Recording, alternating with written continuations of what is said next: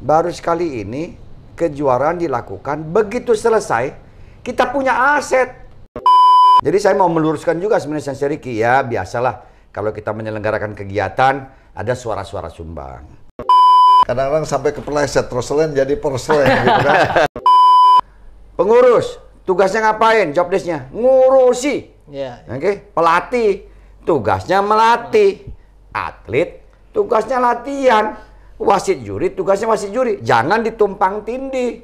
Nah, clear gitu ya. Sehingga apalagi ngurusin karate ini jangan pernah ngerasa kita paling tahu, kita paling pinter.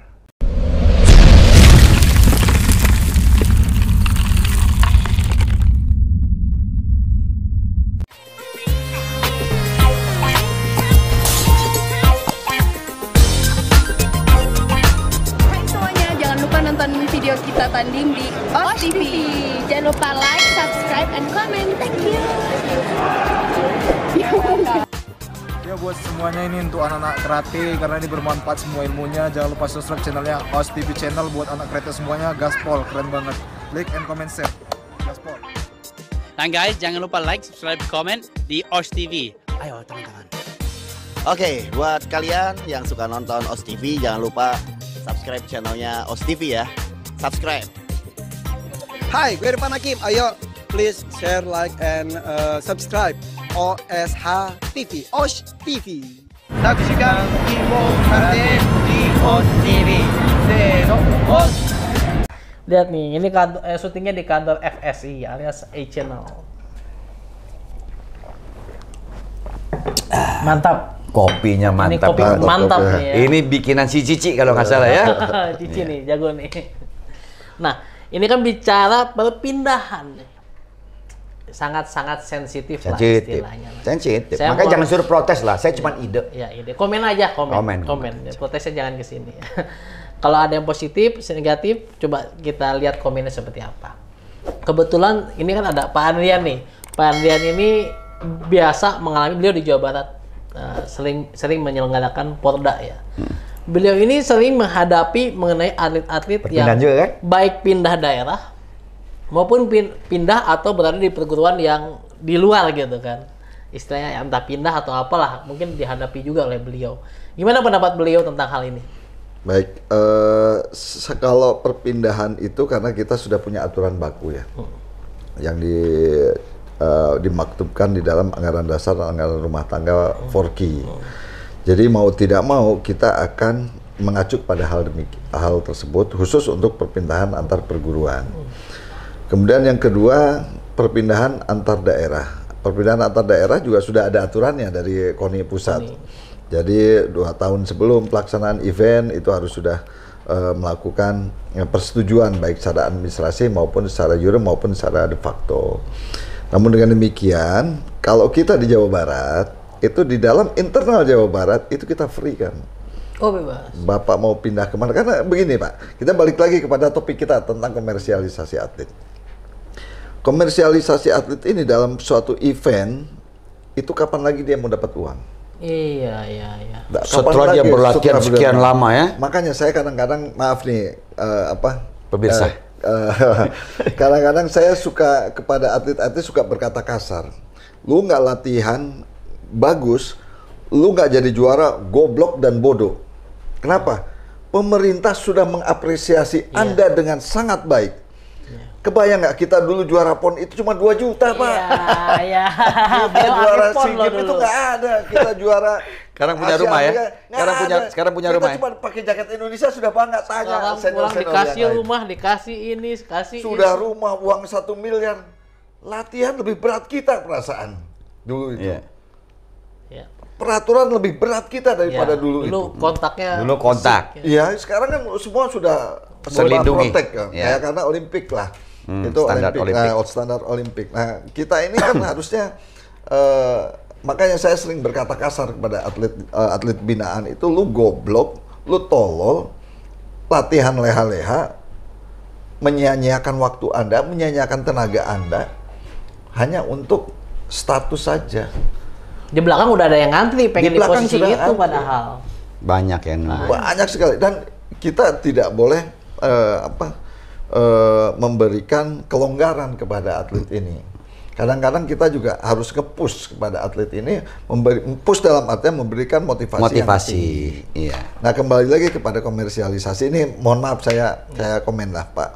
Dengan 7 layer pembinaan ini Pak, sebetulnya kita akui lah, ini kadang-kadang juga suka malu-malu. Sekarang itu banyak loh, banyak pekerjaan kalau ditanya kerjaannya apa? Karate Pak. Oh iya? Banyak itu, karena apa? Dia sampai 1 hari itu bisa 2 kali dojo dia latihan. Oh, ngelatih dojo. Every day, Pak. Oke. Every day. Dan itu sudah menjadi mata pencarian mereka. Iya, iya. Karena saking banyaknya dojo. Hari Senin dia di SD ini. Iya. Senin sampai Jumat, sampai Minggu ya. Full.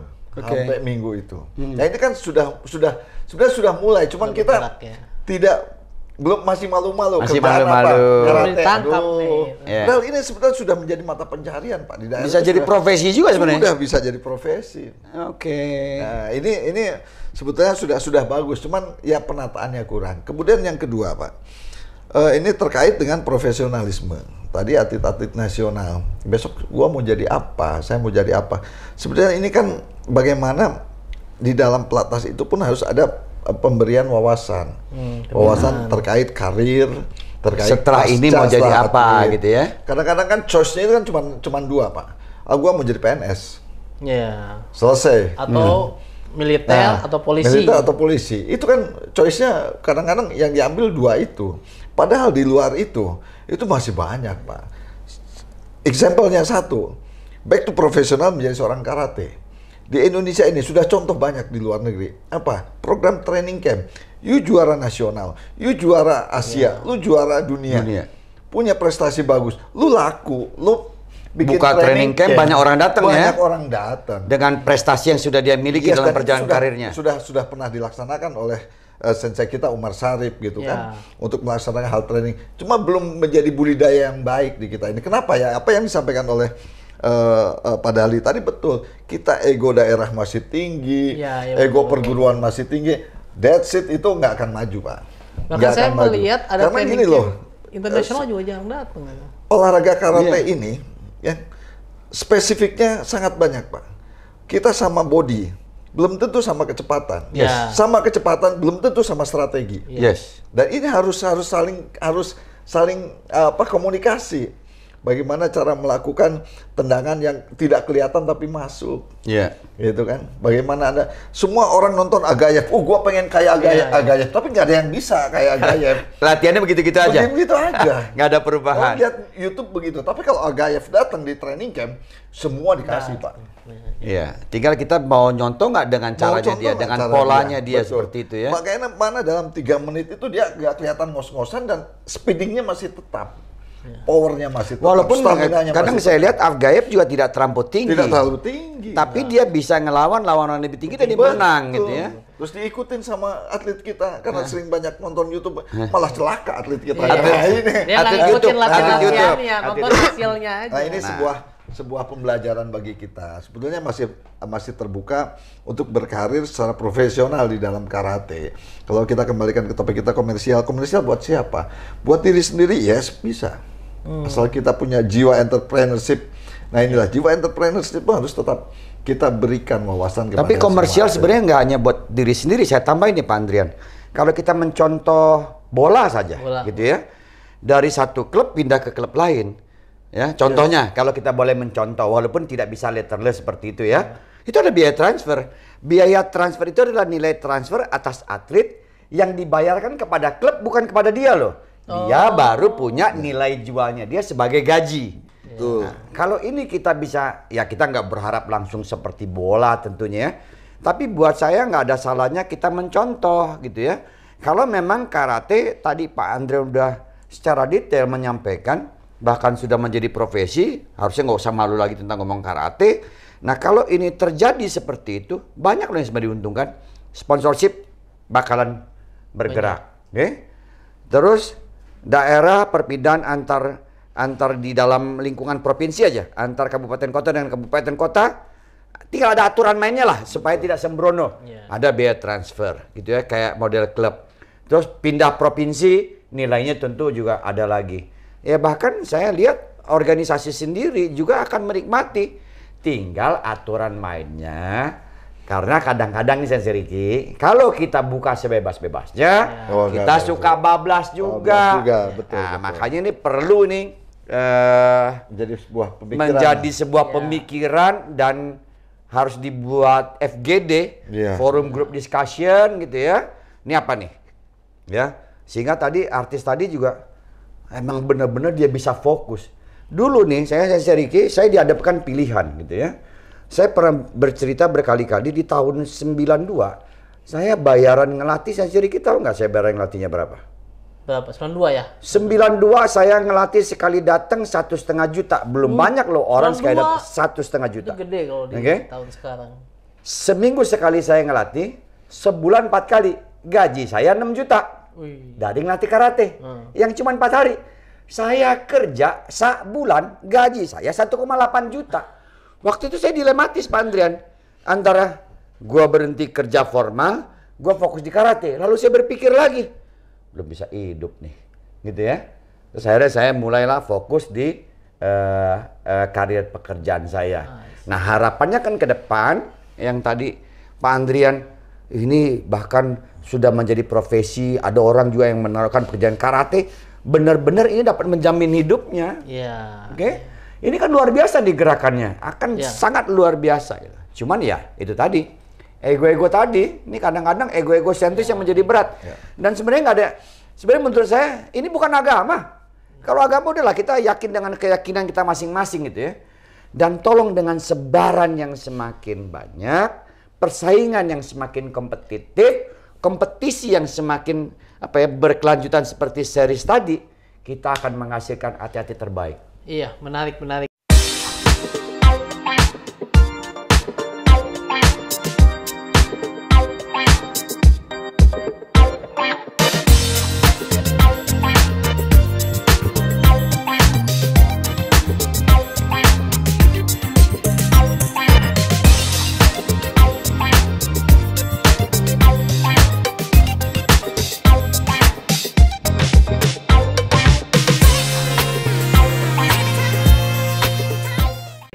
Tadi bicara ego nih, sama Pak Andrian juga menjelaskan mengenai bagaimana training camp perlu diselenggarakan. Ada yang tahu nggak bahwa tahun 2022 ini ada kurang lebih ada 3 training camp internasional. Dan apakah Anda mengikuti nggak? Gitu. Yang pertama yang saya pahami adalah training camp yang dimotori oleh Sensei Umar Syarif bersama Sensei Tarek, di mana dalam menghadapi WKF Seri A. Bagaimana beliau mengumpulkan seluruh peserta yang WKF Seri A untuk kumpul dalam satu tatami untuk bertanding. Berbagai negara, untuk berlatih dari berbagai negara tuh. Itu saya nanya, saya datang ke situ, saya tanya, gimana pendapat mereka? Senang. Kenapa? Mereka dapat lawan yang kompetitif. Yang berbeda-beda. Karena saya sering kali melihat atlet on training untuk persiapan. Iya, untuk persiapan. Dan itu seminggu sebelum, 2 minggu sebelumnya lah udah latihan terus, nggak ada istirahat enggak. Jadi kalau saya melihat kadang-kadang kita ini banyak atlet yang berprestasi di Indonesia, tapi keluar agak sulit. Karena memang gaya bertanding Indonesia tuh kayaknya common, begitu keluar berbeda. Nah, ini kesempatan. Training camp ini kesempatan. Dapat yang speednya cepat, dapat yang kadang kita dapat lawan yang biasa, kadang yang lebih tinggi, tapi ini perlu gitu. Itu dilakukan. Terima kasih ya Sensei Umar Syarif sama Sensei Tarek sudah mengumpulkan masa untuk berlatih bersama Indonesia. Cuman mungkin kadang-kadang kalau saya lihat pesertanya ada yang sangat disayangkan kalau tidak dioptimalkan diikuti oleh masyarakat Indonesia ya.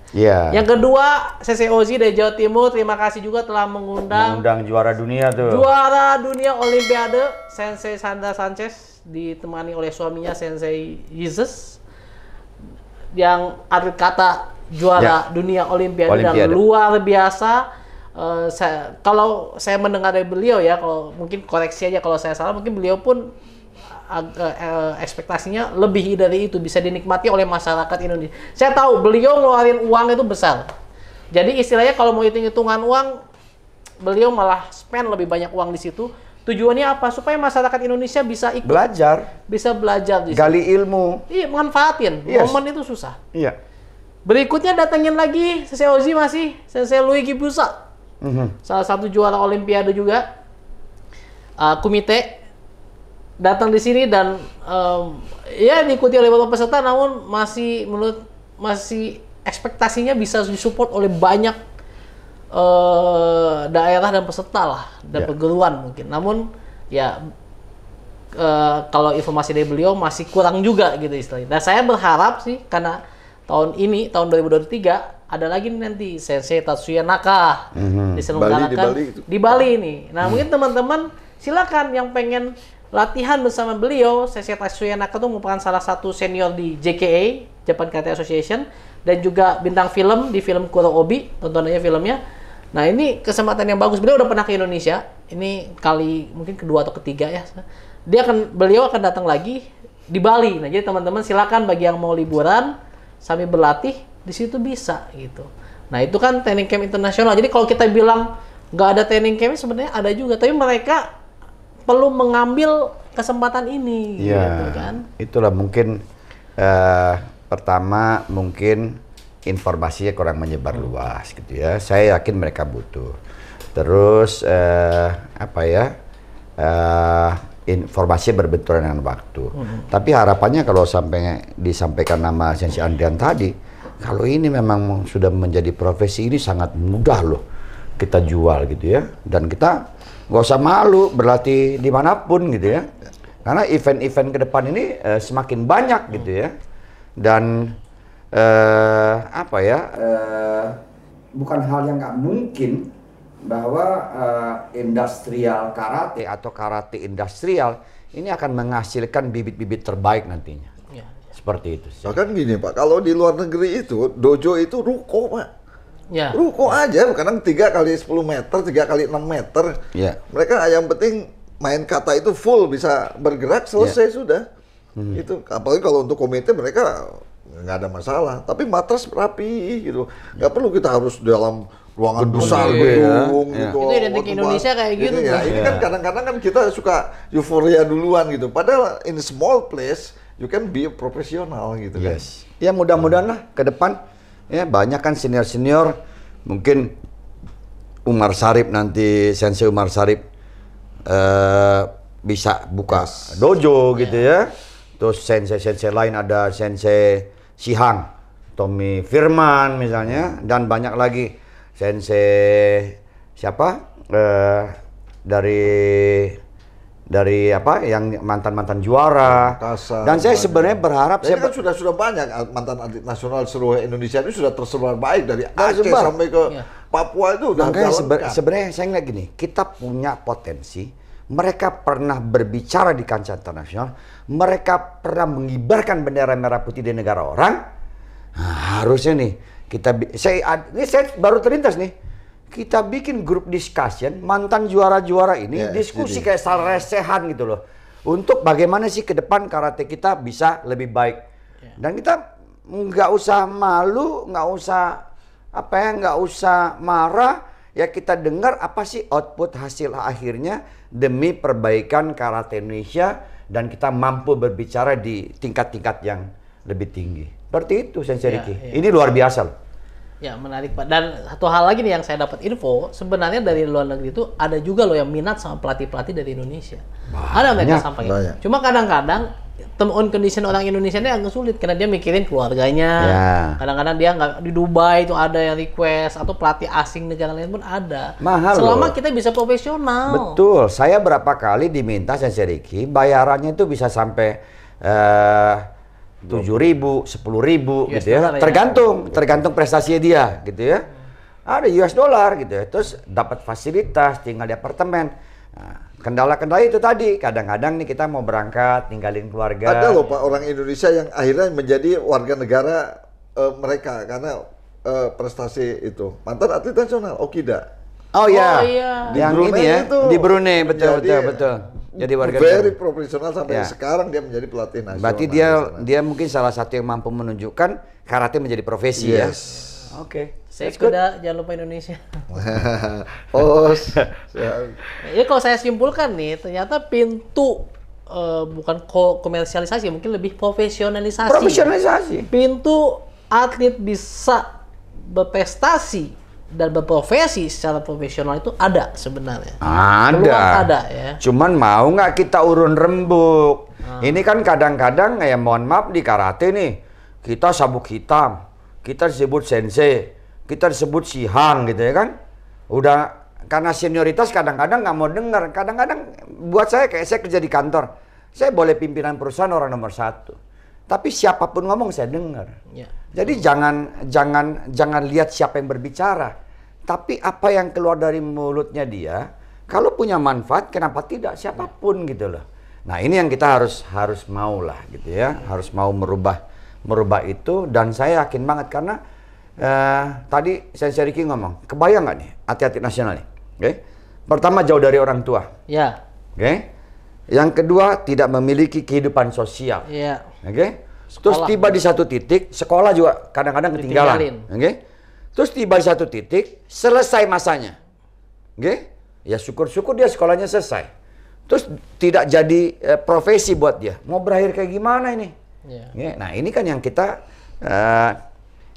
sebagai masyarakat karate gitu, sebagai penggemar karate, ya kita harus mampu mikirkan ini sehingga ke depan karate ini punya nilai jual sehingga sponsorship juga tertarik gitu ya. Jadi bintang iklan gitu ya. Saya bukan nggak pernah nawarin loh, tapi sulit memang dijual. Saya pernah jadi bintang iklan. Oh iya. Nggak boleh sebut makanan merek. Energi lah. Nggak boleh sebut merek ya. Kecuali sponsorin dulu. Endorse. Oke. Ya ini bintang iklan gini-gini nih. Aduh, saya ingat sekali itu dulu tuh nonton TV. Tapi bayarannya bagus. Ya, zaman dulu. Ya, zaman dulu. Nah, kalau kayak gini sudah ada contoh, ini kan kita tinggal terusin bagaimana mengemas itu. Mungkin kita kayaknya coba Sensei Ricky bikin dulu.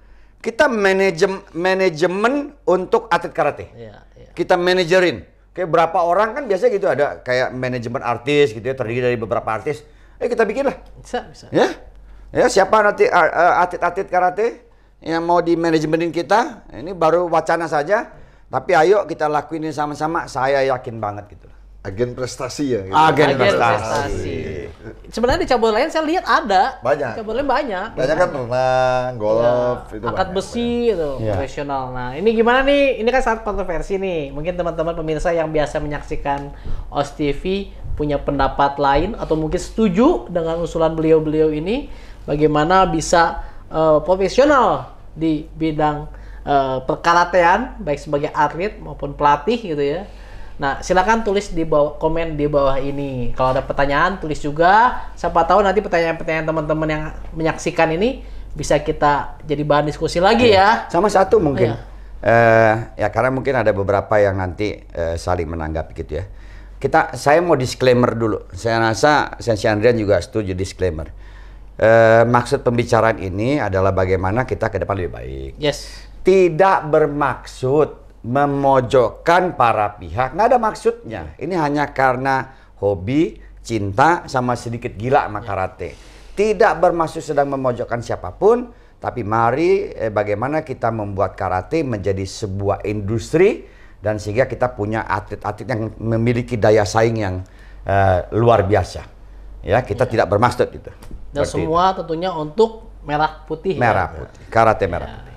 Ya, ini luar biasa perbincangannya. Silakan masukkan komen, siapa tahu akan jadi bahan perbincangan kita selanjutnya ya. Atau mungkin bagi Anda yang mantan atlet nasional atau saat ini menjadi pelatih karate, silakan ungkapkan juga ide-ide brilian Anda di komen-komen. Supaya bisa kita jadi bahan diskusi ya. Yes. Oke, mungkin sekian dulu ya. Siap. Pak Dali, Pak Andrian, ini waktunya udah overtime nih kayaknya nih. Waduh, mengganggu jadwal mereka gitu kan. Padahal biasanya mereka sampai besok hari, kalau saya cukup sampai hari ini aja. Terima kasih sekali lagi saya sampaikan. Untuk teman-teman jangan lupa klik like, comment, dan subscribe. Stay safe and healthy. OS.